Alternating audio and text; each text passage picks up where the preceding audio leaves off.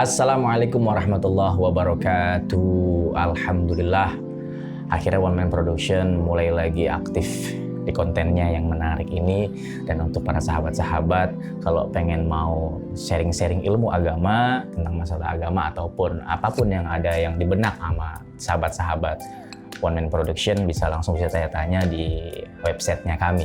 Maka hari ini kita akan kedatangan tamu yang sangat menarik, yang sangat cantik, tamu perempuan pastinya.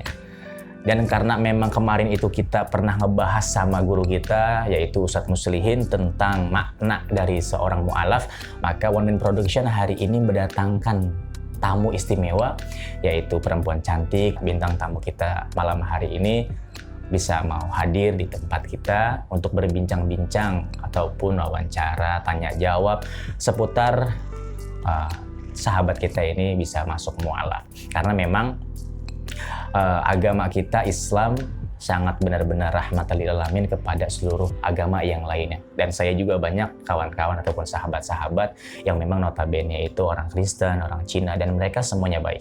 Yang nggak baik itu adalah oknum yang memang selalu membentur-benturkan agama Islam dengan agama-agama yang lain. Padahal kita satu, adalah Bhinneka Tunggal Ika.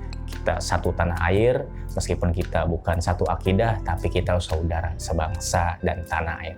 Baik sahabat-sahabat One Man Production, malam hari ini kita sudah ada tamu, yaitu Ibu Francisca. Oke, waalaikumsalam warahmatullahi wabarakatuh. Ibu Siska, sehat kabarnya ya? Alhamdulillah sehat. Alhamdulillah. Terima kasih sudah hadir di tempat kami, karena kita akan sedikit berbincang-bincang seputar mu'alaf. Gitu ya, nggak apa-apa ya. Ya, kalau misalkan Ibu Siska ini memang ada hal-hal yang memang dulu bisa masuk Islam. Pertanyaan-pertanyaan kan banyak nih dari sahabat-sahabat One Man Production. Kenapa Ibu Siska memilih makhluk agama Islam? Apa tujuannya? Baik, untuk itu sebelum kita langsung, ini pertanyaan-pertanyaannya. Kita enjoy aja Bu Siska ya. Boleh. Untuk yang pertama Bu Siska, ini saya pengen bertanya sama Bu Siska. Sejak kapan Bu Siska ini bisa masuk Islam? Saya pribadi masuk Islam sejak awal 2015. 2015? Iya, tapi tidak langsung berkerudung. Oh, masih Jadi, biasa aja gitu ya? Jadi melalui proses, Ustaz. Oh, jadi Ibu Siska ini bisa mengenal Islam ini bagaimana pada saat waktu dulu ini bisa mengenal Islam? Apa yang membuat Ibu Siska ini pengen masuk Islam gitu? Awalnya memang saya itu kebetulan punya ibu tiri, seorang muslimah. Jadi sebenarnya dari kecil kenal juga sebenarnya dengan Islam. Beberapa kali beliau itu banyak cerita mengenai nabi-nabi, tapi hanya sekilas gitu kan. Hanya sekilas, namanya juga saya bukan muslim, jadi hanya cerita aja gitu. Jadi sebenarnya kenal sih. Begitu beranjak dewasa, saya bekerja gitu kan. Lama-lama tadinya lingkungan sekolah kan semuanya Chinese, semuanya non-muslim gitu. Lama-lama saya kenal gitu, oh seperti apa sih muslim, karena kalau saya sebelumnya kan berpikir muslim itu radikal, identik dengan teroris, fanatik, nggak terbuka dengan agama lain. Jadi begitu saya bekerja, saya kenal dengan rekan-rekan yang muslim, di situ saya terbuka gitu, di situ saya ngelihat, oh muslim itu seperti apa sih gitu.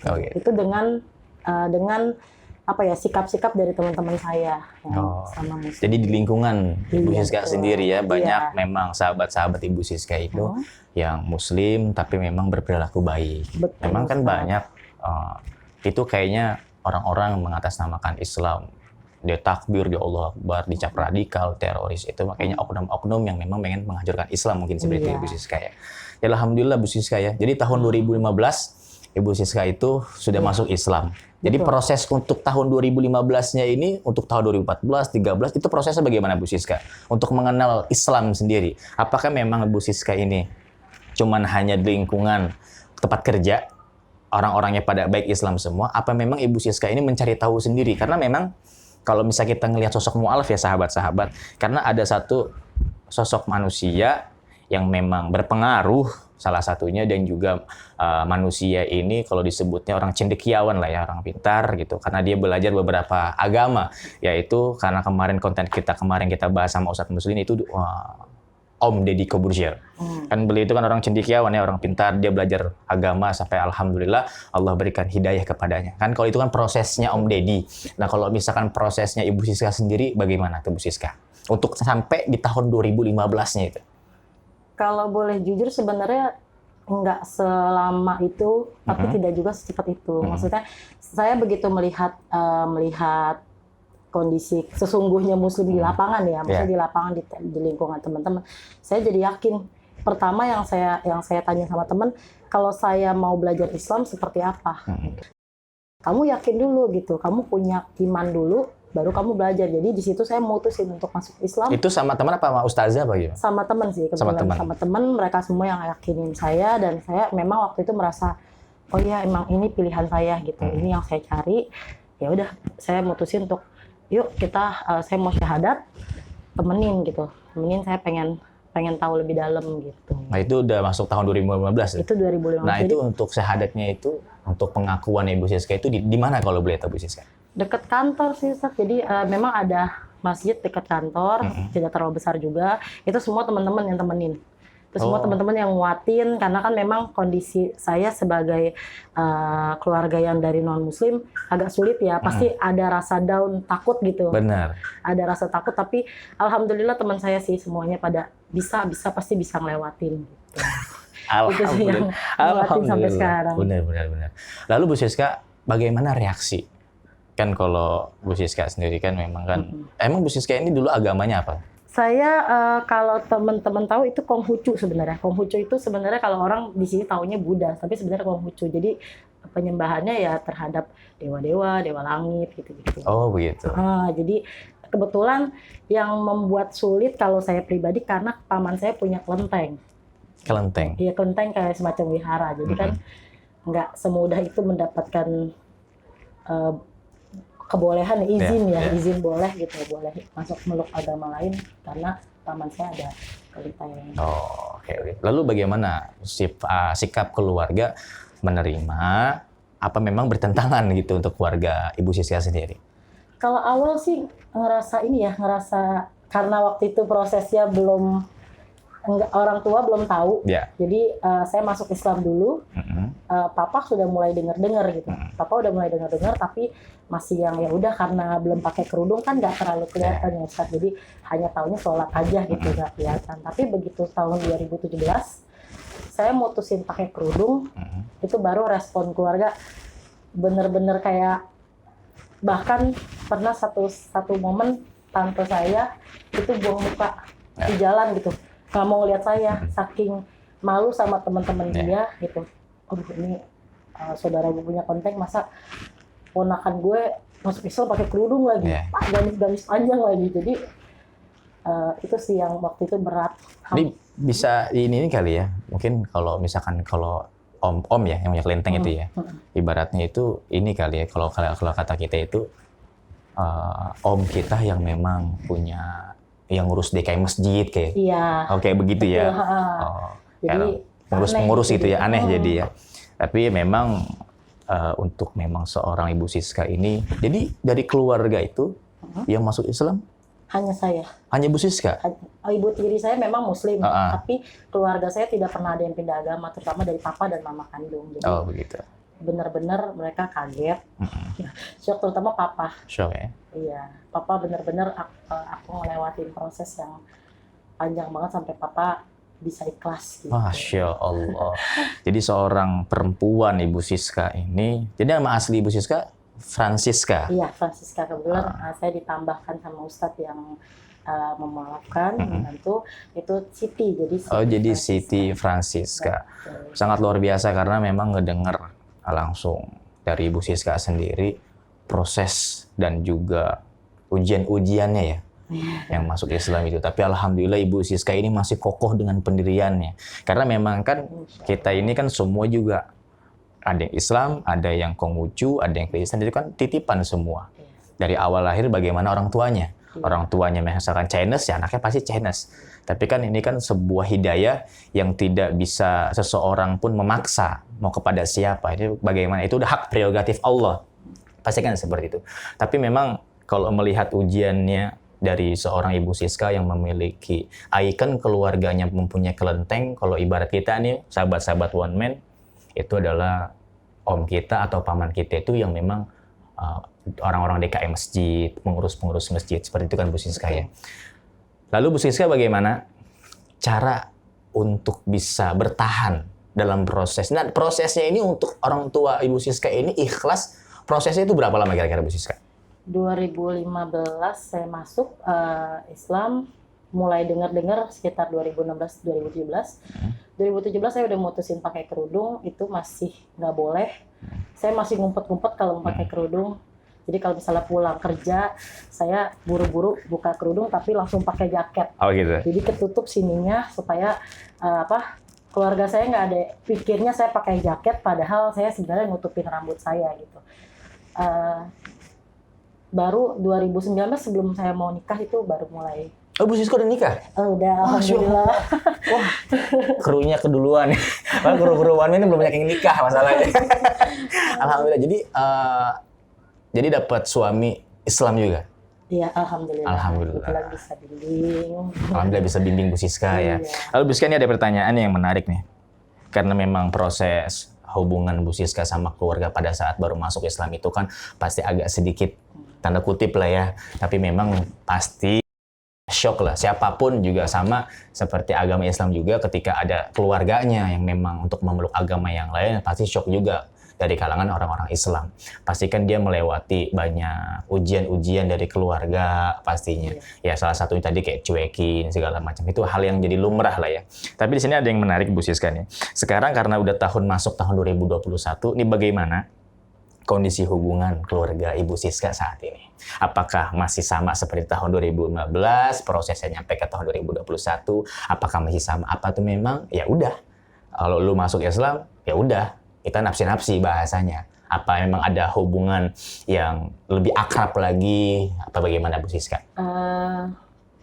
Kalau saya memang dari kecil nggak terlalu dekat gitu sama keluarga. Oh gitu. Saya nggak terlalu dekat tuh dalam arti saya tidak pernah curhat yang lebih dalam gitu. Tapi kalau boleh jujur, dari tahun 2015 sejak tahu saya masuk Islam sampai sekarang jauh lebih baik gitu. Saya bisa pakai kerudung dengan leluasa gitu depan orang tua gitu. Orang tua juga nggak ada permasalahan karena mereka juga tahu gitu. Saya masuk Islam itu nggak mengurangi sayang saya sama papa. Ya, gitu. Saya masuk Islam bukan berarti saya tidak mencintai papa saya gitu. Tetap saya cinta, bahkan Islam justru mengajarkan saya untuk lebih cinta sama papa saya. Caranya dengan ya saya pakai kerudung gitu. Saya pakai pakaian yang benar. Jadi nggak mengurangi rasa cinta kepada kedua orang tua. Itu yang saya harus tunjukin. Top. Jadi untuk sahabat-sahabat one man, sahabat-sahabat yang mau masuk Islam ataupun memang yang ada keinginan masuk Islam atau yang sudah Islam dari non-Muslim sampai ke Islam, memang perlu perjuangan yang sangat luar biasa. Tetapi Ibu Siska, saya sampai lupa nih, ketika Ibu Siska menikah, ini apakah keluarga-keluarga dari Ibu Siska ini yang non-Muslim itu menghadiri acara pernikahan Ibu Siska atau memang tidak menghadiri Ibu Siska? Sebenarnya waktu itu udah pesimis sih, Ustaz. Udah kayak mikir Adi nggak bakal datang deh. Udah kayaknya udah suzon lah ya. Udah yang namanya di waktu ketemu juga cuek-cuekan gitu. Tapi ternyata alhamdulillahnya hari H datang gitu. Hari H datang, saya juga nggak nyangka sampai ngeliat, oh ini bener nih datang gitu, dia bener datang. Bahkan papa ikut dampingin waktu akad itu buat saya sih benar-benar saya apresiasi banget gitu. Papa punya hati yang besar untuk saya gitu. Oke, proporsional aja Bu Siska nih ya. Memang kan acara pernikahannya Bu Siska ini yang kita dapat informasi dari sahabat-sahabat one man, sebelum mulai akad kan pasti kan adalah sebuah kajian-kajian lah ya. Itu bagaimana tuh respon dari keluarga Bu Siska tuh? Karena itu mungkin ada sebelum acara prosesi akad nikah, itu ada acara apa aja Bu Siska sebelum masuk ke akad?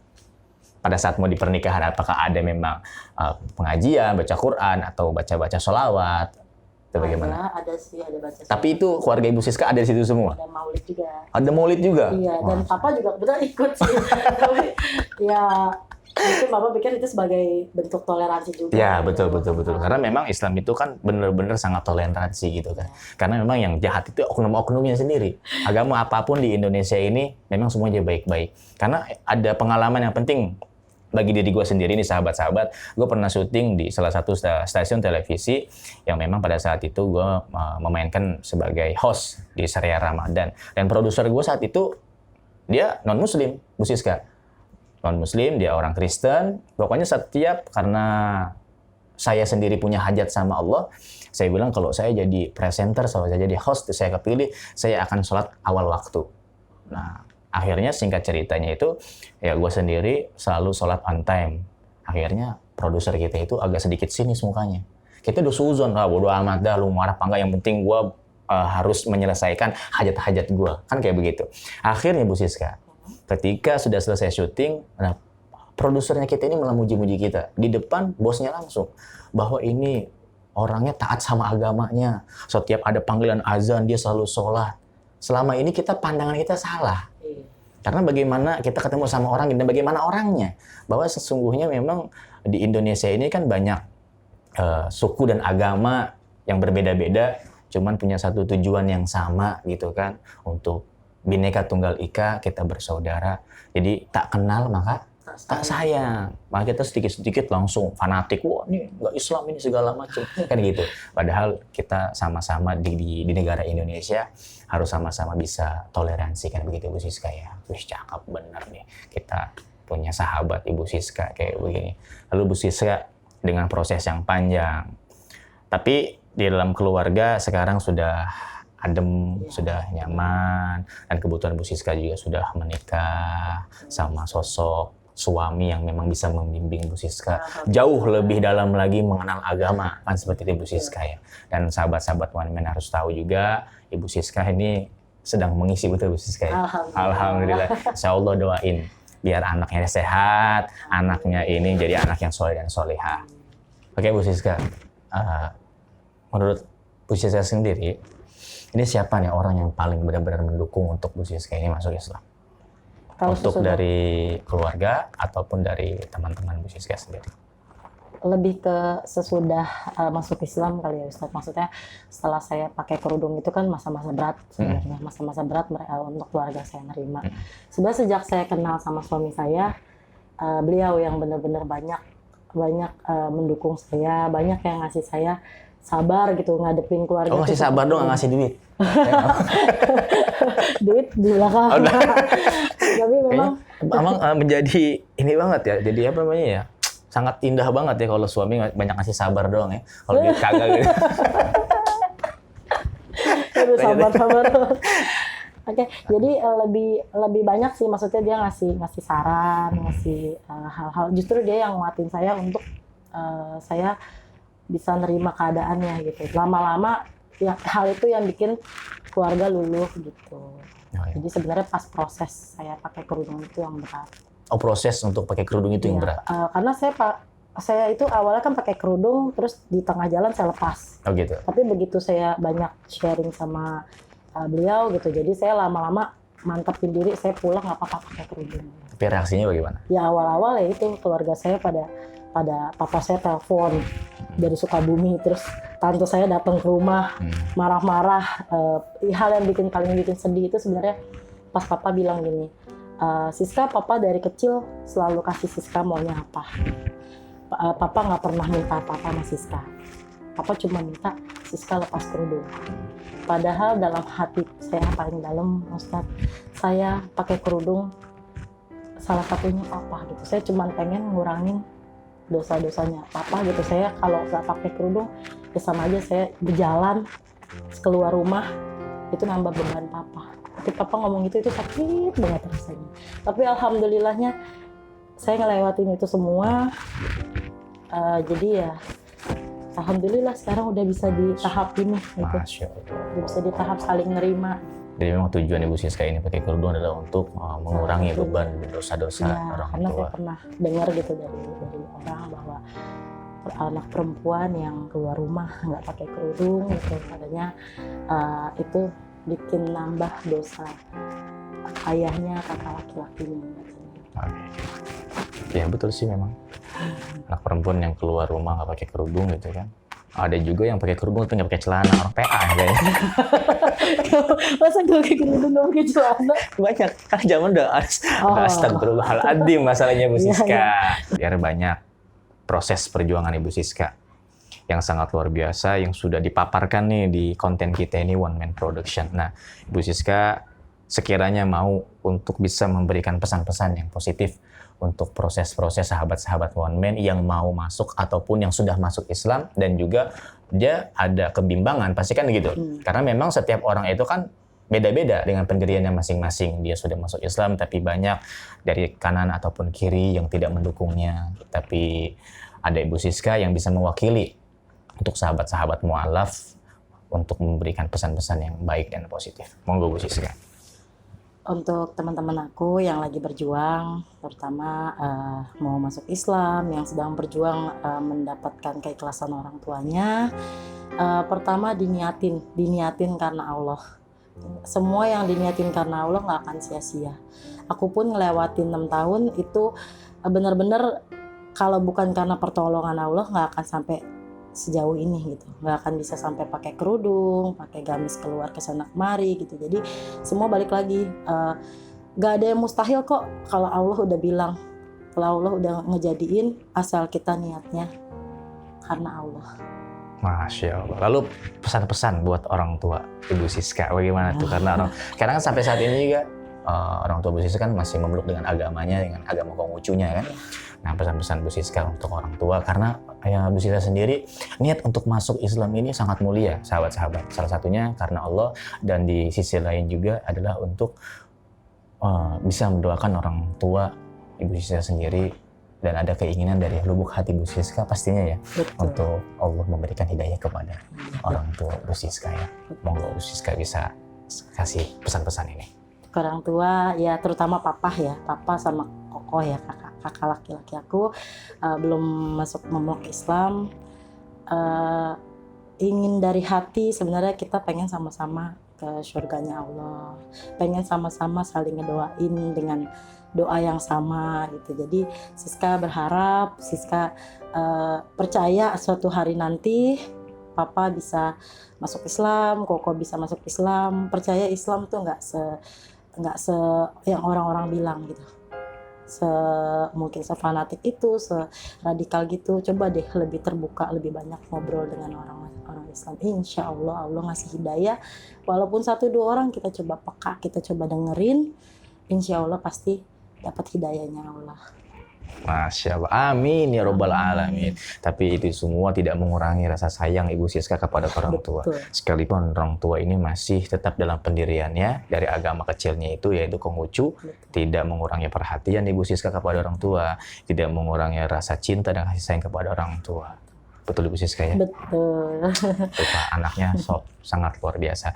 Memang kita dilahirkan dari orang tua dengan agama yang sudah agama titipan, bagaimana kita bisa menjaga amanah titipan tersebut agar lebih baik lagi, lebih maksimal lagi, lebih istiqomah lagi. Dari sini kita mendapatkan banyak ilmu yang sangat luar biasa untuk sahabat-sahabat semua dan proses perjuangan Ibu Siska sendiri.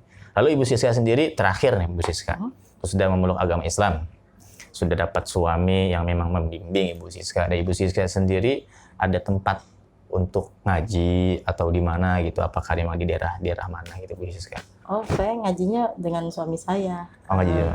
Kalau setiap suami saya ngaji ke majelisnya, saya selalu ikut. Apa yang nama majelisnya apa Bu Siska? Majelis Tajil Mustafa. Oh, Majelis Tajil Mustafa. Masya Allah. Itu di mana Bu Siska? Di Sawalio, tapi nama gangnya saya nggak tahu jalan. Oh, nggak tahu. Oh, di Sawalio, di Tambora Bu Siska. Di Majelis Tajil Mustafa. Di situ Bu Siska menimba ilmu di sana. Betul. Ya. Oh, alhamdulillah. Jadi dapat terus bimbingan dari suami, dapat bimbingan dari guru-guru yang ada di Tajil Mustafa, seperti itu Bu Siska ya. Ya alhamdulillah Bu Siska. Jadi sahabat-sahabat semua yang dirahmati sama Allah, yang mudah-mudahan kita semua ini bisa dapat hikmah dari konten kita malam hari ini, yaitu tentang daripada sosok kejujuran seorang mu'alaf yang memang merasakan keindahan ya Bu Siska ya. Betul. Bahwa Islam itu memang itu indah. Betul. Islam itu memang rahmatan lil alamin, tidak seperti apa kata bayangan-bayangan orang, lari-lari bawa bom atau segala macam gitu lah Bu Siska. Baik sahabat-sahabat semua, sahabat-sahabat One Man dan Ibu Siska, terima kasih banyak sudah mau datang ke tempat yang gubuk ini. Terima kasih udah diundang juga. Apa Ibu Siska ada IG atau apa biar nanti kita promoin? IG-nya francisca.ang93. Nah, bisa diulang lagi? francisca.ang93. Nah, itu nama IG, silakan follow ataupun kalau mau tanya-tanya sahabat-sahabat yang sudah mualaf atau yang ingin mualaf untuk bertanya-tanya tentang perjuangan ya Ibu Siska, monggo untuk diikuti, follow Instagramnya Ibu Siska yang seperti itu ya. Baik sahabat-sahabat One Man Production, itu tadi perbincang-bincangan kita ini, ngobrol-ngobrol kita ini. Cuman satu yang kurang ini, kopinya kagak ada. Karena jauh di bawah, kita ada di atas lantai 15.